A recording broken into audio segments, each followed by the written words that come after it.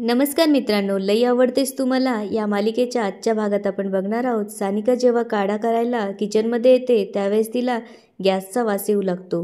म्हणून ती gas cylinder check करते तर गॅस सिलेंडरची नळी निघालेली असते. त्यामुळे ती खिडकी खोलण्याचा प्रयत्न करत असते, पण खिडकी लावलेली असते.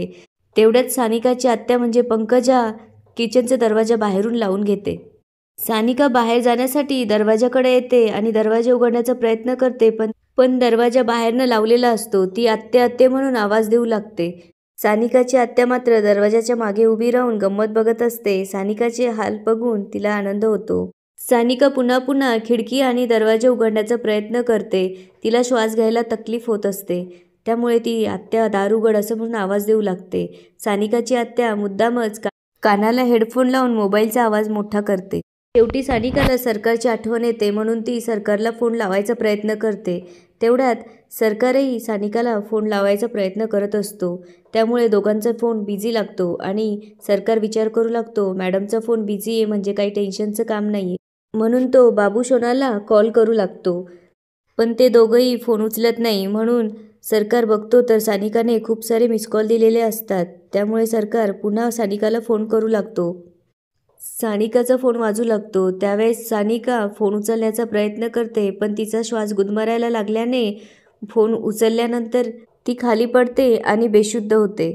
सरकार हॅलो सानिका मॅडम बोलू लागतो, पण तिकडून काहीच रिस्पॉन्स न मिळाल्यामुळे तो सर्वेशला म्हणू लागतो, सर आपल्याला ताबडतोब परत घरी जावं लागेल. त्यावर सर्वेश म्हणतो, कशाला? त्यावर सरकार म्हणतो, सानिका मॅडमचा तिकडून फोन आला होता, पण तिकडून काही आवाज येत नाहीये. त्यावर सर्वेश म्हणू लागतो, चुकून लागला असेल. त्यावर सरकार म्हणतो, नाही चुकून नसेल झालं, काहीतरी गडबड दिसते, तुम्ही गाडी थांबवा प्लीज. त्यावर सर्वेश रागावून म्हणतो, मला ऑर्डर देऊ नको, गप चल. पुढे सरकार म्हणू लागतो, अहो सानिका मॅडमची सेफ्टी हेच माझं काम आहे. त्यावर सर्वेश म्हणतो, अरे काही झालं नाही तर कशाला बडबड करतोय. त्यावर सरकार म्हणतो, अहो काही झालं की नाही तेच बघायला जायचंय सर, प्लीज गाडी थांबवा म्हणून रिक्वेस्ट करू लागतो. पण सर्वेश मात्र काही गाडी थांबवायला तयार नसतो. सरकार सानिकाला फोन लावून सानिका मॅडम म्हणू लागतो. सानिकाला त्याचा आवाज येत असतो.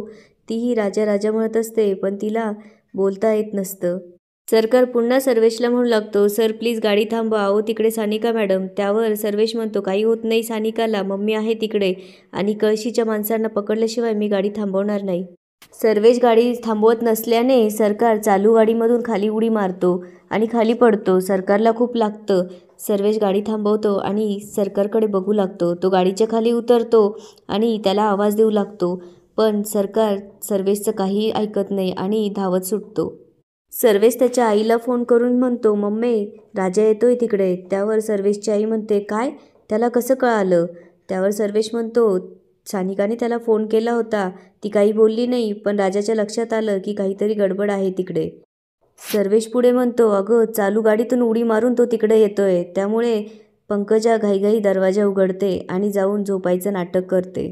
सरकार घरी येऊन सानिकाच्या आत्याला विचारू लागतो, पंकजा मॅडम सानिका मॅडम कुठे आहे? त्यावर ती उठून म्हणते, ती किचनमध्ये. सरकार किचनकडे पळत जातो. तिथे बघतो तर सानिका बेशुद्ध अवस्थेत तिथे पडलेली असते. सरकार घाबरतो आणि सानिकाजवळ जाऊन तिला आवाज देऊ लागतो. सरकारच्या लक्षात येते की गॅस सिलेंडरची नळी निघाल्याने सानिकाची ही अवस्था झालेली असते. त्यामुळे सरकार सानिकाला जवळ घेऊन सानिका मॅडम असा आवाज देऊ लागतो, पण सानिका मात्र काही रिस्पॉन्स देत नाही. त्यावर सरकार म्हणतो, सानिका मॅडम तुम्ही काळजी करू नका, मी तुम्हाला काहीच होऊ देणार नाही. आणि सरकार सानिकाला उचलून बाहेर घेऊन येतो.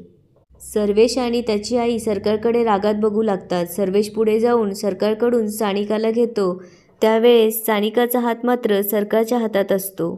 जेव्हा साहेबराव घरी येतात त्यावेळेस सानिकाची अवस्था बघून त्यांना खूप राग येतो आणि ते सरकारला ढकलत घराच्या बाहेर काढतात.